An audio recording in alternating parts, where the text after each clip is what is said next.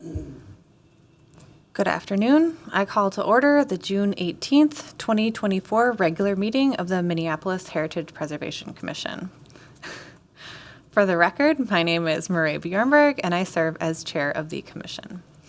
Just a reminder to silence your cell phones and other electronic devices and to speak clearly into the microphone when speaking at the dais or giving testimony. Would the clerk please call roll so that we may verify the presence of a quorum? Commissioner Booty. Present. Fisher. Present. Hare. Present.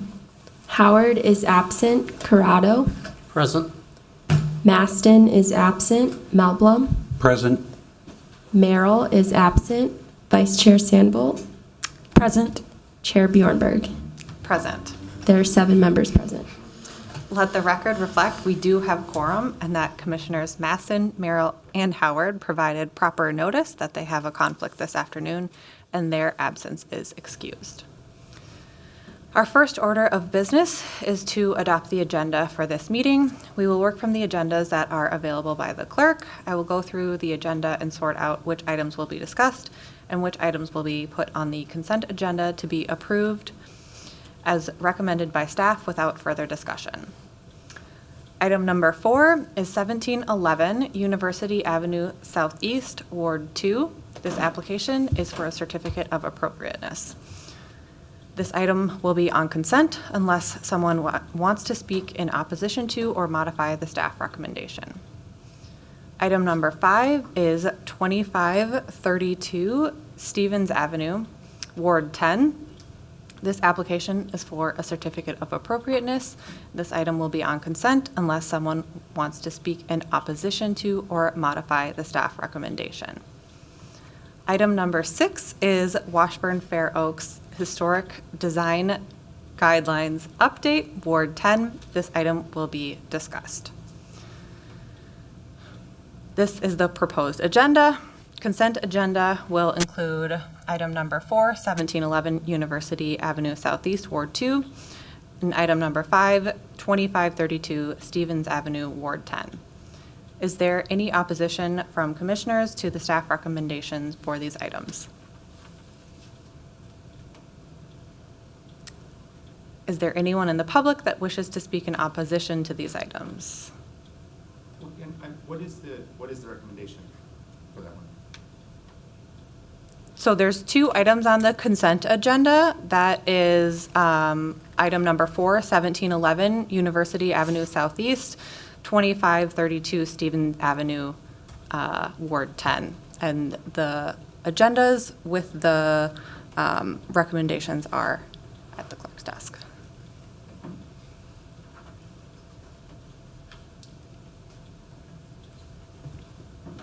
But the recommendation is consent? I mean, can you? Those 2 items will be on the consent agenda and approved as one motion at the beginning. And there is a discussion item that is the Washburn Fair Oaks Historic Design Guidelines Update. Which, I'm sorry, I mean, so the application is being approved, that's the consent, that's the recommendation for the Stevens Avenue one? I just thought, I'm sorry, it would be easier. Yeah, okay, I just want to make sure that so we don't oppose that.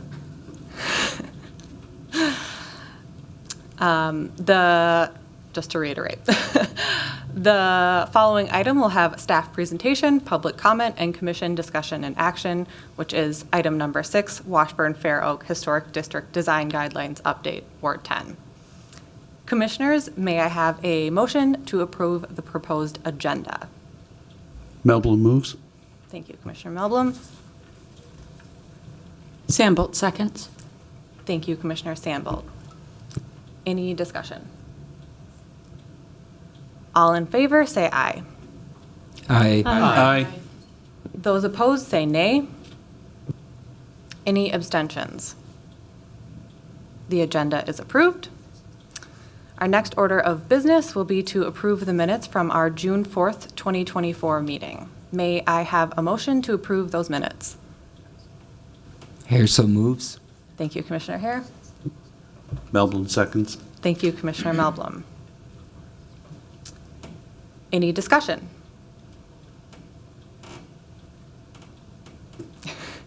Seeing none, all in favor say aye. Aye. Aye. Those opposed say nay. Any abstentions, including commissioners who were absent? Yeah, Commissioner Sambold, I abstain because I was absent. Bjornberg also abstains. The minutes are approved. Before I open the hearing to public comments, let me summarize the process for conducting the public hearing. First, we will act on the consent agenda we just set.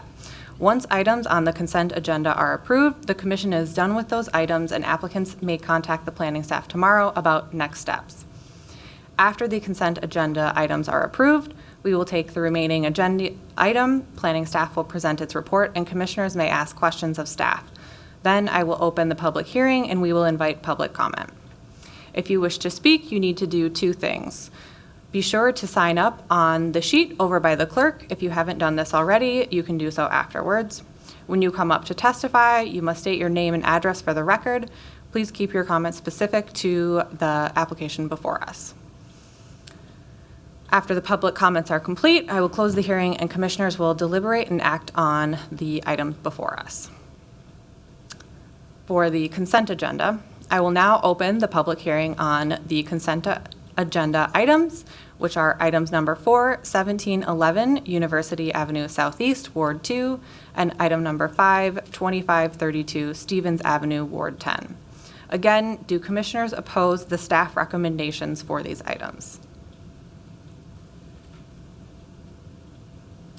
Are there any members of the public who oppose the staff recommendation for these items? Can I just say something?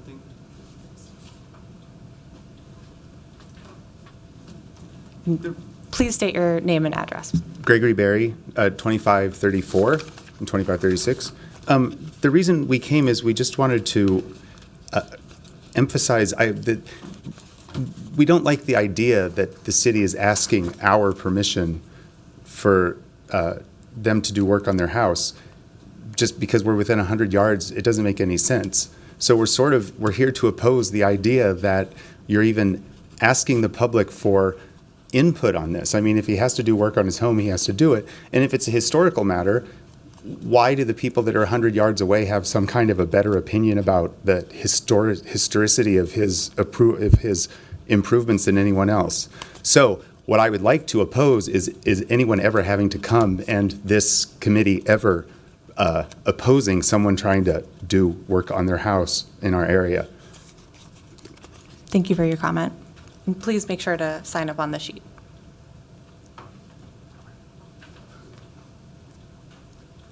Are there any other public comments?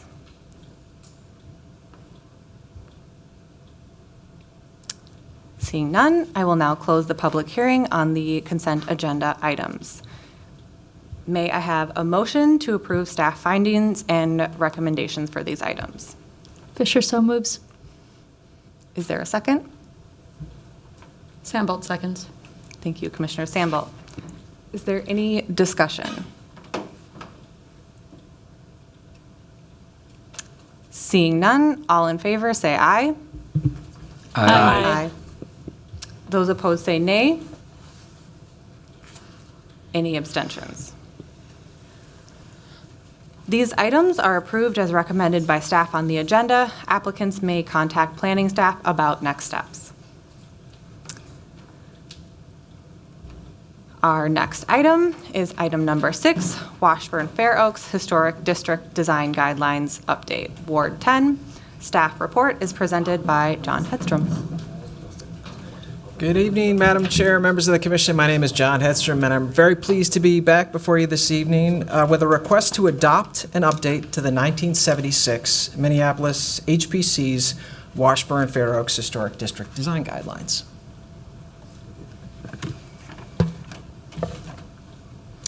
The design guideline update is the second phase in a two-part effort. In 2021, Pigeon Consulting updated the district's period of significance and identified all contributing and non-contributing resources in the district using a certified local government grant. In 2022, CPED received another certified local government grant and combined that with a match to hire Pigeon Consulting and 10 by 10 to rewrite these historic district design guidelines and conduct community engagement. Pigeon Consulting and 10 by 10 led the city's community engagement effort in spring of 2023. They hosted 2 community meetings and 3 focus groups with residents, as well as institutional organizations and business owners.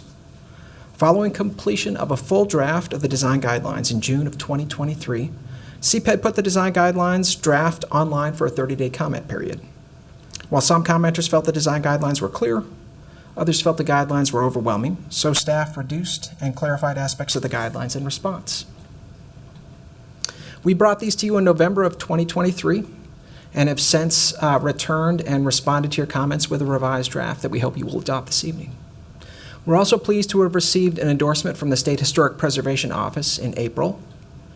And our timeline is, at the bottom, is where we are today, June of 2024, the adoption hearing.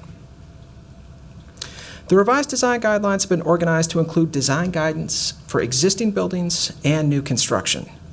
But they don't differentiate between contributing and non-contributing resources, since the baseline treatment guidance, the Secretary of the Interior standards, also do not prescribe different treatments depending upon a building's status. I'll note that the current guidelines are similar in this regard. Instead, the updated design guidelines focus upon differentiating the treatment of historic materials and historic features from their non-historic counterparts. The design guidelines work in conjunction with the zoning code, and where conflicting guidance exists, the more restrictive provision applies. The new guidelines differ from the existing guidelines in the following ways. They are more detailed and explicit than the 1976 guidelines. They include a map and inventory of contributing and non-contributing resources developed during our 2021 Certified Local Government Grant work, which you see before you. Guidance is specific and differentiated between existing buildings, new construction, additions, and accessory buildings, and we have additional guidance for mechanical equipment, trash enclosures, landscapes, and public realm infrastructure. As I mentioned before, you've seen these once before in November. You commented on these guidelines and highlighted areas of concern to include limited sustainability guidelines, landscape standards, standards regarding what is minimally visible, graphics, plain language, and guidelines distinguishing contributing and non-contributing resource treatments. We have revised the guidelines in response to these concerns as follows. The introduction has been revised almost completely for clarity's sake. The section on sustainability has been revised to acknowledge the rapid pace of change in green technology. We know these guidelines that are currently existing are 48 years old, and we understand that we won't be updating these anytime soon, and so we really did try and ensure these guidelines can remain flexible as new technology emerges, and this provides you, the Commission, with the maximum ability to authorize new technologies as you see fit. Solar technology standards have been revised for clarity, and applicants are encouraged to reach out to staff to discuss the latest sustainable construction materials and alternative energy sources. Landscape standards have been updated to identify the lack of historic landscapes in the district and to emphasize the guidelines' flexibility in regard to changes to landscape elements. Standards regarding what's minimally visible have not been more specifically defined, as I mentioned at your retreat.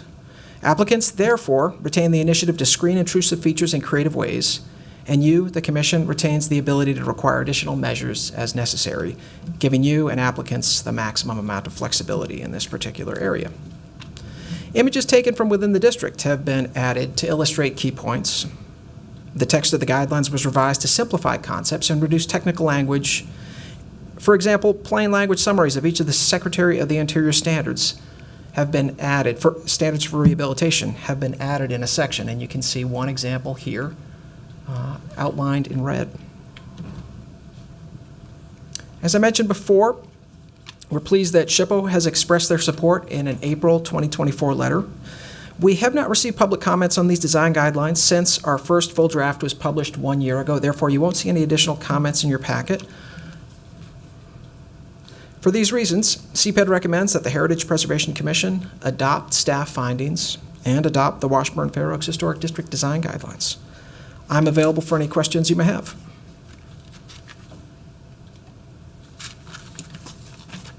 Thank you for that report. Commissioners, are there any questions for staff? Commissioner Meldrum. Thank you, Mr. Edstrom. This is a really nice document. It provides a lot of clarity, and I appreciate all the work that's gone into I have several nitpicky questions that I apologize for, but I read it through in detail earlier, and I thought, oh, I should just ask them. On page 2, you have it listed as Chair Howard. Should it be Chair Bjornberg? Because she would actually be the chair when we approve this.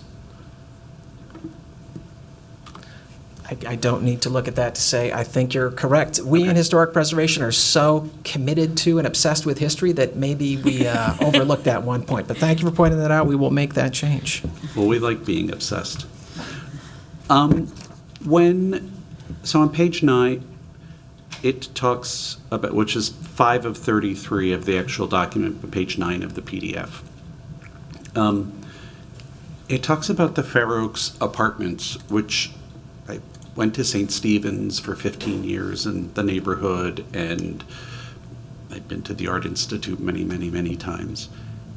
So the apartments always seem out of step with all of the other rest of the district. Could you talk a little bit about why the period of significance went all the way through 1939 to include the apartments? Certainly, Madam Chair, Commissioner Melblom. 1939 is kind of a fairly common breakpoint in a lot of histories, simply because that's just prior to World War II, right at the end of the Great Depression. There was not as much development occurring in the 1930s, and development started to change in terms of its scale and who it was targeting after World War II.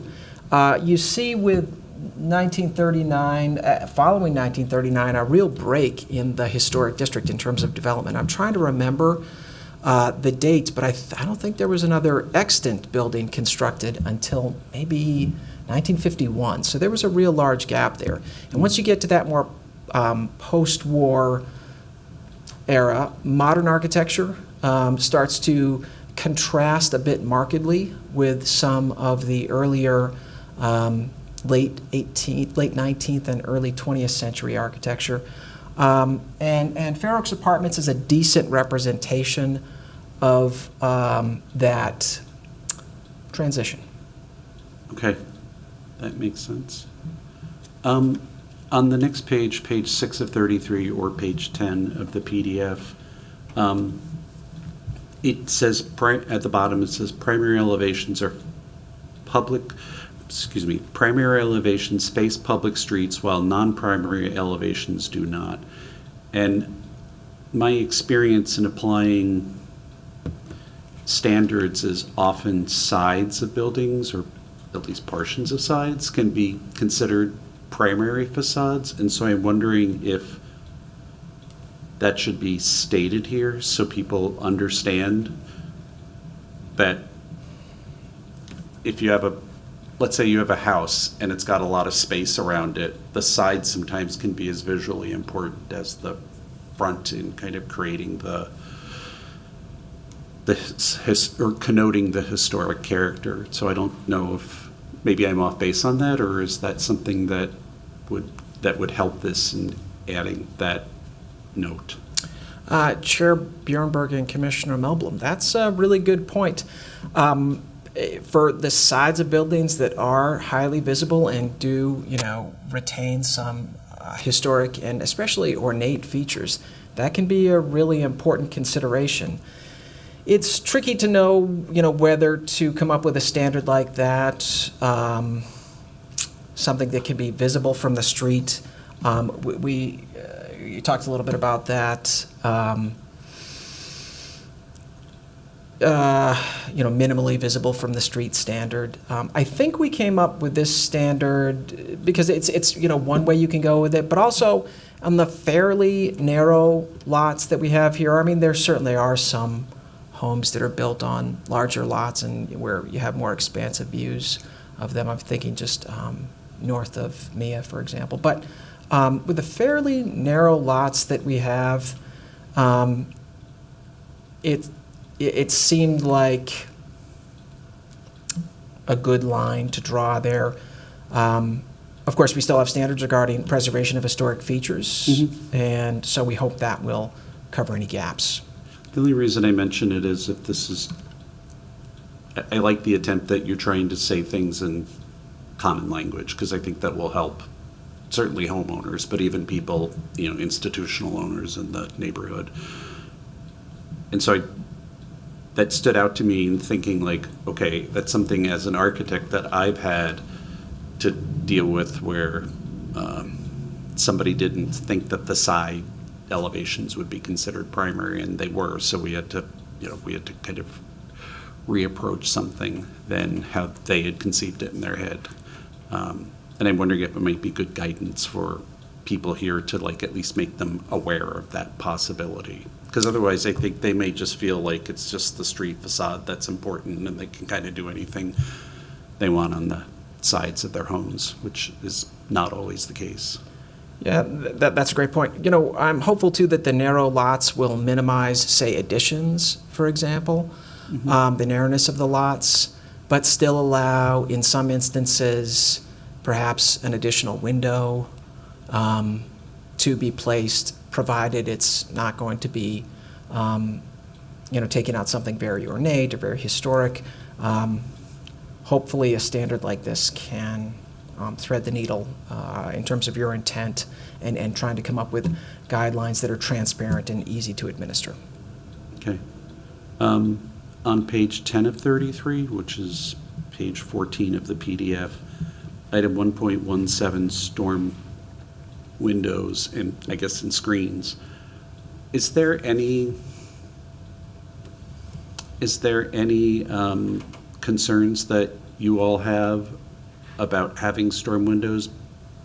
Because I'm assuming that most of the older homes didn't have storm windows when they were originally built, or if they did, they probably had the wood replacement ones, which I know some people still put them on their homes, but most people put the hideous combination windows, which I think actually visually detract from the building, but they do provide extra insulation. Chair Bjornberg, Commissioner Melblom, that's a great point. When it comes to those historic wood storm windows that were typically found on, buildings built in the late 19th and early 20th century, they just don't make them like that anymore. A few people still do have them, and we have tried to offer some level of compromise for homeowners with, all the rage that sustainability was about 15 years ago, and the National Trust put out its, green building guide.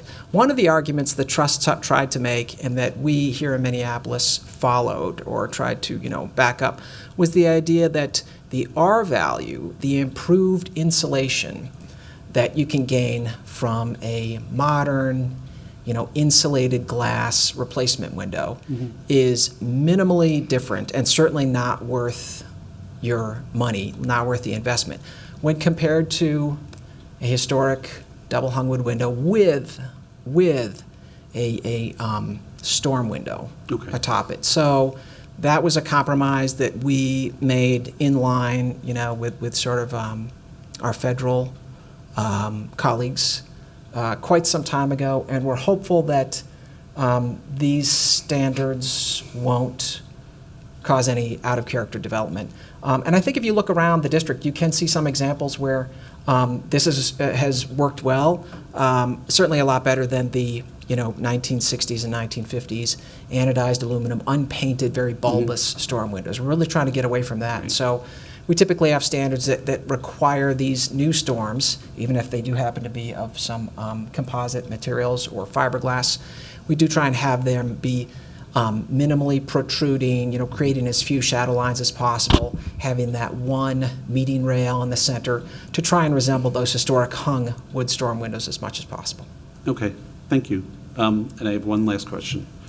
On page 15 of 33 or 19 of the PDF, item 1.62, it says materials of additions shall be differentiated from materials of the historic building. And it shows a picture of the MIA showing the original McKim Mead and White piece, the kind of the 1970s era edition from Kenzo Tange, and then the Michael Graves edition. And as somebody who hates the Michael Graves edition in so many ways, but so strongly because it's cream colored versus this kind of beautiful, majestic, grayish building with this kind of pure white addition that, obviously with the black glass, but I think that the Tangi edition is kind of so appropriate and the Graves edition is just so inappropriate. A lot of it due to that cream color. Is that something that the design and materials selection would allow you and or us to provide, well, to be honest, pushback on a client should they ever want to do something like this, and we would look at it and think it's just architecturally bad.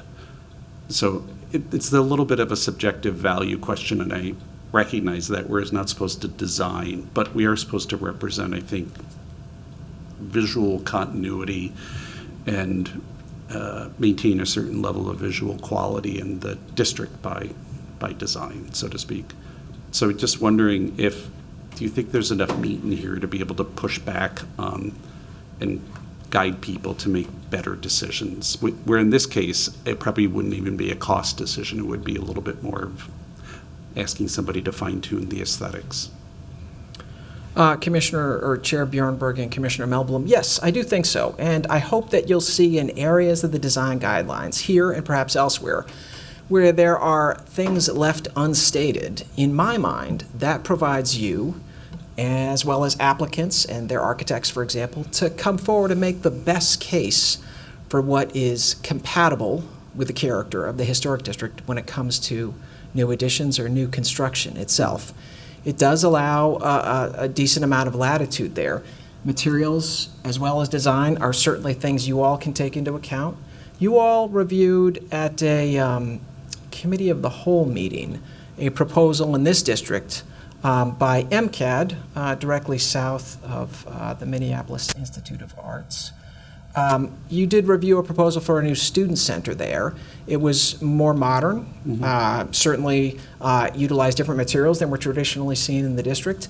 You all responded, and I hope and I think your review was fairly favorable. I don't think there were tremendous red flags that you all evoked, but you did have the ability to, if you wanted to, provide some pretty substantial comments in terms of how you as a body feel new construction or an addition is, differentiated in a compatible manner or too radically. Thank you. I really appreciate your thoughtful comments. And Chair Bjornberg, I have one question. So the only thing that kind of sits with me is the issue that I identified up at the beginning, on page 6 of 33, again, which is sheet 10 of 37, is the definition of primary elevation. Is that something that can be addressed after we approve this, like as an editorial amendment, or once we approve this, is it set and nothing can be changed? I'm going to turn to staff to help answer that question. Chair Bjornberg, Commissioner Melblom, thanks for the questions. My name is Erin Kay. I'm a senior city planner in historic preservation, sitting in for Andrea Burke, and I wanted to clarify and supplement the information that John already provided to you on this topic. The key definition section are not standards. They're not the guidelines. They're intended to help readers as they navigate the document, right? And I see the point of what you're saying. I did just do a quick text search through the document to confirm where we do use the term primary elevation or non-primary elevation. And to tie it in nicely with something that John shared on another topic, there are intentional places where we don't state said things. So there are moments where we will specifically say something about a primary elevation. For example, I'm going to pick a good example here, that new window openings, expanded window openings, or reduced historic window openings on primary elevations are not allowed, and then it goes on to provide an exception. But then new window openings on non-primary elevations may be considered, right? And I think there's flexibility and intentionality with the way we use it, that in the situations that might be more rare, like you're describing, where maybe there is a larger lot that has more open space and a side elevation may be more visible, that we can still work within these guidelines, potentially either allowing flexibility for what changes are made or being more rigorous with kind of the application of the guidelines. So for your consideration, I would say I'm not sure if that is a significant text change that would be needed, that I think the phrases are used rarely enough in the document that I think it should still meet our needs. In terms of the question you are now posing to the chair about, how do we move forward with adoption, that sort of thing, I think that minor text changes such as catching that we had not updated the chair is an important thing to make.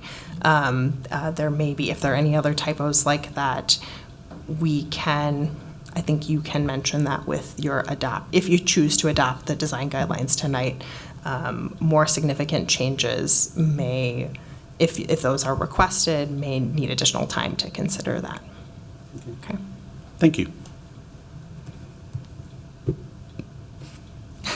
Thank you, Commissioner Melblom. Are there other commissioners who have comments? Feedback? I will just add, I appreciate sort of both the conversation that has happened here and sort of that clarification around primary facade, and I think that it's helpful to have the plain language, and it is also helpful, I think, the way that it's written, because it does feel like it gives a little bit of flexibility, especially with the sort of idea that if there are certain features or things, there's still an ability to make sure that those are protected, even if they wrap around the less visual sides. Any other commissioner comments? All right, I will now open the public hearing for this item. Are there any members of the public who wish to speak for or against this item? Please step forward and state your name and address for the record.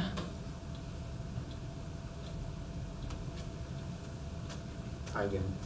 Hello. Greg Berry, 2534 Stevens Avenue. Thank you. There's one glaring question that was not answered by the speaker, which is why are we doing this? They've worked, the standards have worked fine for almost 50 years, and according to them, their purpose is not to change anything, like to change the meaning behind the standards at all. And I've been to two of these public hearings, and they're almost farcical how the people that want to make these changes try to, they don't listen to what you're saying, namely this question, and they try to funnel what you're asking into like specific things, like do you have some standard of what kind of brick you think should be used? And it's like, no, that's not the issue at all. The neighborhood's fine how it is. It's beautiful how it is. It's worked for a long time how it is. And so I strongly urge the committee to simply oppose these changes. If there's some problem and we want to revisit it in a year or 5 years, we certainly can. Opposing it now doesn't mean that it can't ever be changed. And the one statement that I've sort of heard about why they want to make the changes is to add clarity. So 2 comments about that. First of all, I don't really understand it. I'm an attorney, and precedence, if any of you are attorneys or have ever know anything about court, precedence is how these decisions are made. In any administrative law, you have your guidelines, and then each decision adds to the clarity of the document. First of all, changing the document will completely wipe out any clarity that has been developed over 50 years. And secondly, there was just a long conversation about how this document is including purposeful ambiguity. Well, surely that was what they had in mind 50 years ago. So what's the point here? I feel that there's something that's being unsaid, but I don't know what it is. But I just want to urge you all, let's just not do it now and come back next year, come back in 5 years and try again. Let's see what happens if we don't make these changes now. How many, The other thing that wasn't discussed at all, it's weird that all the focus is on the buildings that exist, but the real point of these changes is something about new development. But new development is exactly the thing that we should be most paranoid about and most careful about, as Mr. Melblum was saying. So let's just not do it now and see what kind of things happen and look at it again in 5 years. Thank you.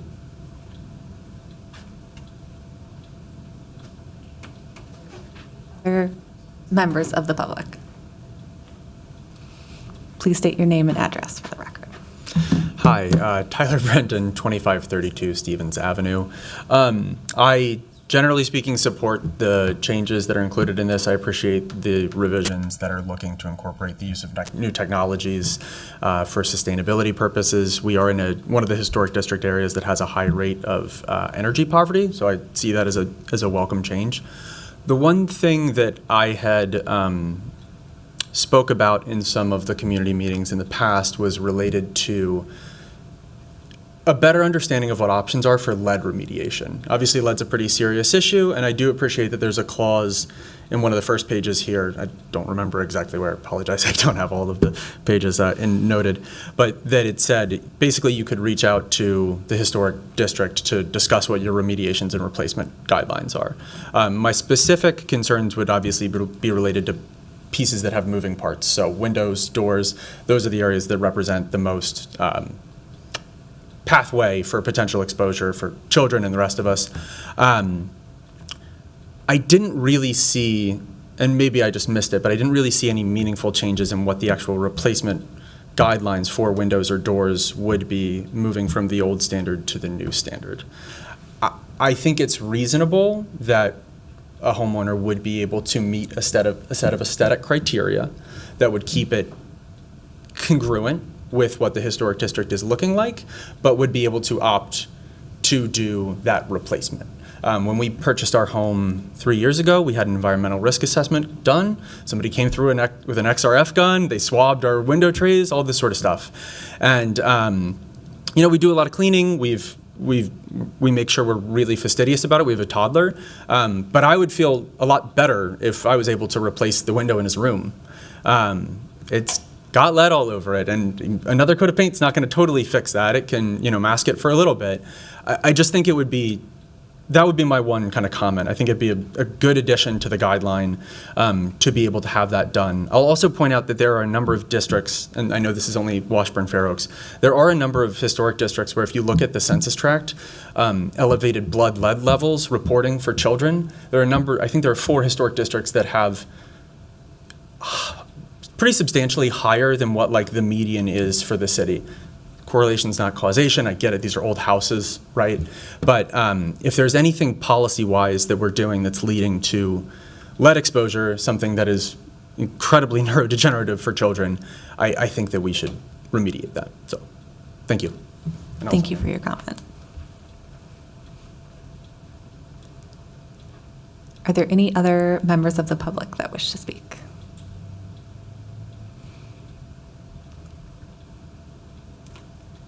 Thank you. Seeing none, I will close the public hearing. Commissioners, are there any other concerns or comments on this proposed item?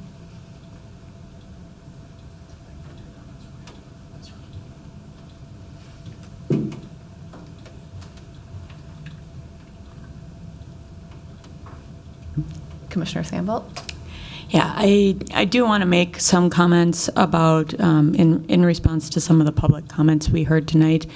The process for updating these design guidelines has clearly, based on what Dr. Hedstrom presented, been in the works for a long period of time. I think with any law, with any regulations that are passed, there is always a gray area and open for interpretation. That's why lawyers exist. And that's why this board exists, quite frankly, is to provide interpretation of guidelines that are out there. That being said, I think one of the reasons that we're updating the guidelines is we have seen in many of our districts that the guidelines that exist have been hard for the public to understand. and have been hard for the public to interpret as to what they can and cannot do with their properties. And this update is attempting to be better about that. Some people may argue it goes too far. Other people may argue it doesn't go far enough to make those things clear. But again, that's why this process exists. This is why we all are here to help interpret the guidelines.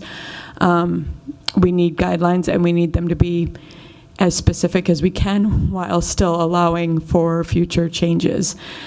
Even things like the lead paint, and those concerns and environmental concerns, I agree that unfortunately those issues end up being something that's open to interpretation. There are different ways you can remediate lead, and it depends on your situation and what lead is present and where and how.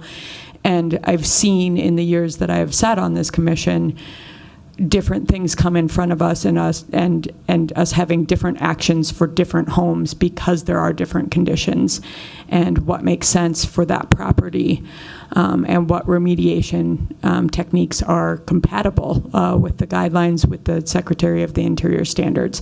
So there are a whole multitude of different situations that apply to different homes, different districts, different situations, and that is part of what we do in our interpretations. So I appreciate the efforts that have been put into writing guidelines, because I know how difficult of a task it is to create guidelines that are specific enough to address all those situations and yet open-ended enough to allow new materials and new technologies to come along and change everything. And we need guidelines that do that. And unfortunately, like I said, sometimes that means that they feel like they're not specific enough, and other times it seems then like the one thing we weren't thinking somebody would develop, they do, and then all of a sudden our guidelines are ex-naying something that's a perfectly good technology. And that's why we all sit here. So I appreciate the efforts, and I think these guidelines are great. I think the only edit I would suggest is the Chair Howard versus Chair Bjornberg update.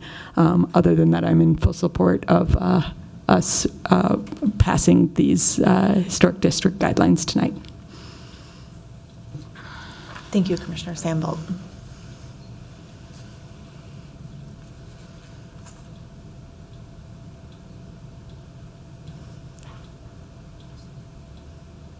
So with that, I guess I'll make a motion. I make a motion that we adopt the updated Washburn Fair Oaks Historic District Design Guidelines with one condition, that the HPC chair be updated to Commissioner Bjornberg. Thank you, Commissioner Sandbolt. Is there a second?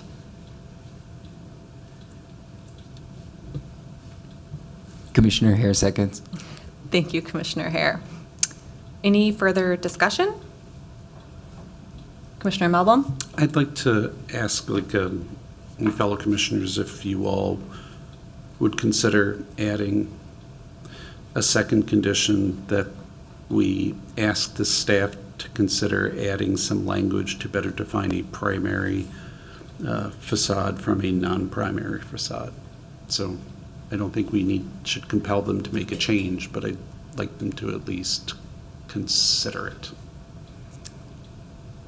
I'm going to ask staff.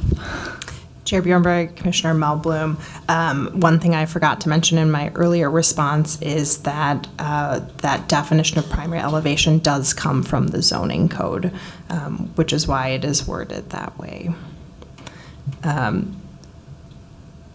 That being said, if you would like to discuss it, we can take it under consideration, but that would require continuing this decision for the future. I think the reasonable edit we can make, as has been proposed, would be to update the chair name, since that is incorrect at the date of this meeting. Okay, I'll withdraw my comment then. Thank you, Commissioner Melblom and staff.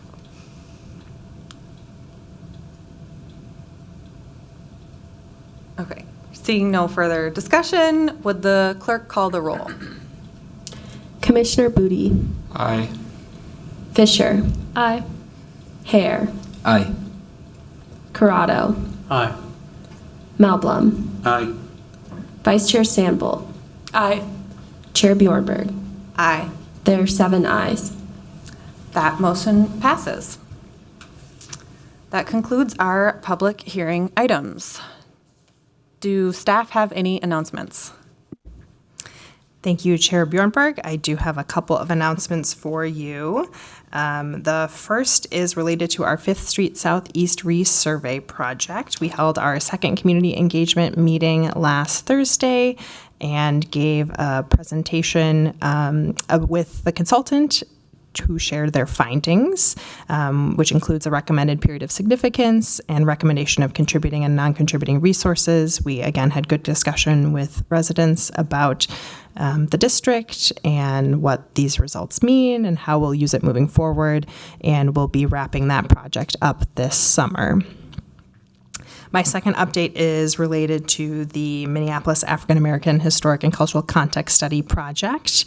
Rob Skalecki and myself attended Juneteenth on Saturday in Bethune Park. It was a bit of a rainy day, and we got a little rained out for the second half, but we did have a chance to engage with about 30 folks and tell them about the project and get some initial input about people, places, and events to include in the study.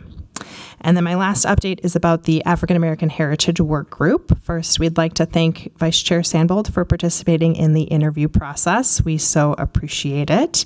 We were blown away by our applicants, and it was tough to make a selection and recommend 15 individuals for appointment.